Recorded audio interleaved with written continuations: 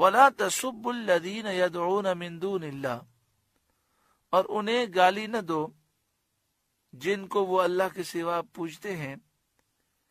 فَيَسُبُّ اللَّهَ عَدْوًا بِغَيْرِ عِلْمٍ، کہ وہ اللہ کی شان میں بے ادبی کریں گے زیادتی اور جہالت سے. وَلَا تَسُبُّوا، اور تم گالی نہ دو، الذین، ان جھوٹے خداؤں کو، یدعون، وہ پوچھتے ہیں، من دون اللہ، اللہ کے سوا. یعنی یہ مشرکین جن جھوٹے خداؤں کی پوجا کرتے ہیں ان کو اے مسلمانوں تم گالی نہ دو. اگر تم برا کہو گے، گالی دو گے، فیسب اللہ، تو وہ اللہ کی شان میں بے ادبی کریں گے، عدوان، زیادتی کرتے ہوئے، بغیر علم، جہالت کی وجہ سے.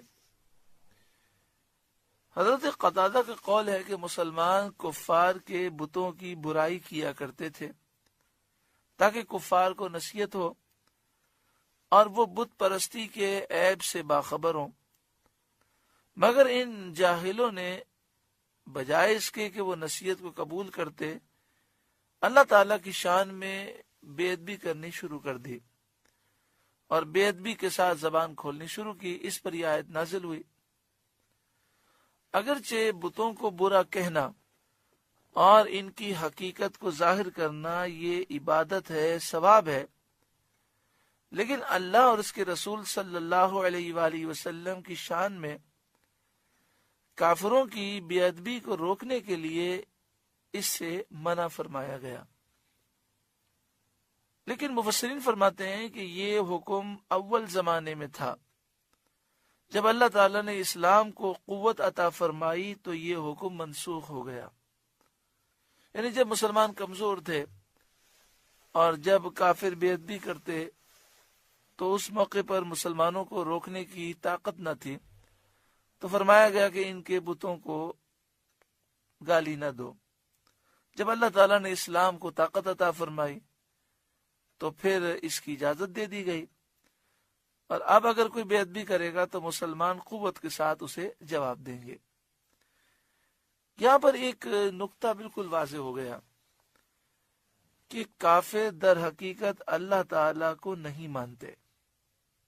عام طور پر یہ تصور پایا جاتا ہے کہ کافر اللہ تعالیٰ کو مانتے تھے اور یہ سمجھتے تھے کہ چھوٹے چھوٹے بت جو ہیں یہ اللہ تک پہنچنے کا ذریعہ ہیں، اور کافروں کے دل میں اللہ کی محبت تھی. مجھے بتائیے، اگر کافر اللہ تعالیٰ کو مانتے ہوتے، ان کے دل میں اللہ کی محبت ہوتی اور یہ چھوٹے چھوٹے بتوں کو اللہ کے دربار میں پہنچنے کا ذریعہ سمجھتے، تو کیا جب مسلمان بتوں کی برائی کرتے تو یہ اللہ کی بے ادبی کر سکتے تھے؟ حضرت ڈاکٹر علوی مالکی علیہ رحمہ، مکہ شریف کے وہ عالم جن کے آبا و اجداد کو خانہ کعبہ میں خاص شرف عطا کیا گیا، وہ لکھتے ہیں اپنی کتاب میں کہ اس سے ثابت ہوا کہ مشرکین کے دل میں اللہ کی نہ محبت تھی نہ وہ اللہ کو مانتے تھے، اور یہ صرف اور صرف اپنے بتوں سے محبت کرتے تھے. اسی لیے جب بت کی برائی کی جاتی تو یہ اللہ کی بے ادبی کرتے تھے. کذالک زینا لکل امۃ عملہم، یوں ہی ہم نے ہر امت کی نگاہ میں اس کے عمل بھلے کر دیے ہیں. کذالک، اسی طرح، زینا، ہم نے مزین کر دیا، خوبصورت کر دیا، لکل امت، ہر امت کے لیے، عملہم، اس کا عمل. یعنی جو نیک لوگ ہیں وہ تو اپنے عمل کو اچھا سمجھتے ہیں اور ان کا عمل ہے ہی اچھا، لیکن بعض جو قومیں گمراہ ہیں ان کی جہالت کا یہ حال ہے کہ وہ غلط کو بھی اچھا سمجھتے ہیں. آدمی کو اتنا تو معلوم ہونا چاہیے کہ یہ کام غلط ہے، برائی کو برائی تو سمجھے. یہ جہالت کی انتہا ہو جاتی ہے کہ برائی کو اچھائی سمجھنے لگے. ثم الی ربہم مرجعہم، پھر انہیں اپنے رب کی طرف پھرنا ہے. فینبئہم، پھر وہ بتا دے گا انہیں، بما کانوا یعملون، جو وہ کرتے تھے.